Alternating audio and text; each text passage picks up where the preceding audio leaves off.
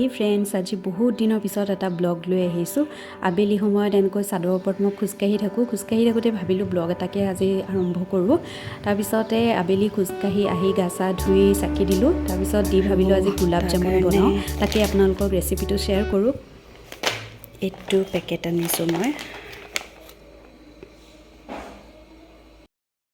এইটো readymade powder হয়, just এটা মানে আমি ডো বনাব লাগিব। তাৰপিছত ফ্ৰাই কৰি পেলাই চুগাৰ চিৰাপটো দি দিলে হ'ল। তো ময়ো ফাৰ্ষ্ট টাইমে এইটো ট্ৰাই কৰিম, সেইকাৰণে ভাবিছোঁ এইটো গোটেই পেকেটটো নবনাওঁ। এনেই ইয়াত লিখা আছে এটা পেকেটত আপোনাৰ 30 to 35 গোলাপ জামুন হৈ যায়। এতিয়া মোৰ যদি বেয়া হয় তেতিয়াহ'লে এই গোটেই পেকেটটো এনেই যাব। সেইকাৰণে ভাবিছোঁ আজি অকণমান ট্ৰাই কৰিবৰ কাৰণে কেইটামান বনাম। তো সেইকাৰণে চাওঁ কি হয়। একদম অকণমান লৈছোঁ মই পাউডাৰ, কাৰণ যদি বেয়া হয় এনেই যাব। এতিয়া পানী মই গোটেই নাঢালোঁ, এনেকৈ চামুচেদি অকণমান লৈ পেলাই এইটো মিক্স কৰিম।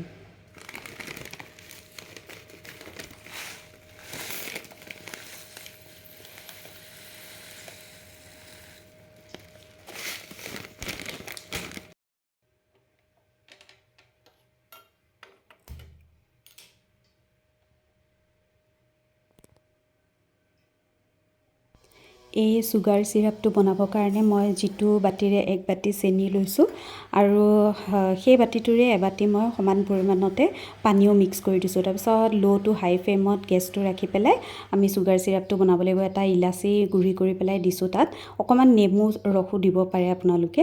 তাৰপিছত এয়া দেখিছেনে মোৰ 6টা লাড্ডু হৈছে বনাই। মই একদম কম বনাইছোঁ, যিহেতু আজি ফাৰ্ষ্ট টাইম বনাইছোঁ। ভাল হ'বনে নহয় নাজানো, আৰু আমি দুজনহে মানুহ।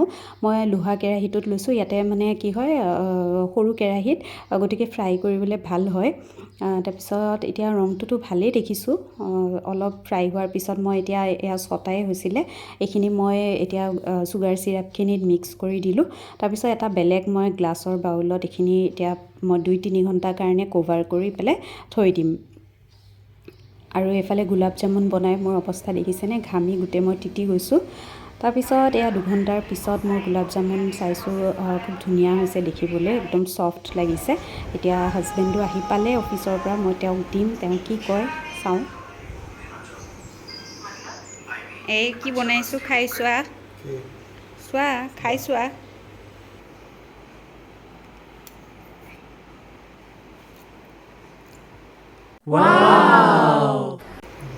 কেনেকুৱা? মজা।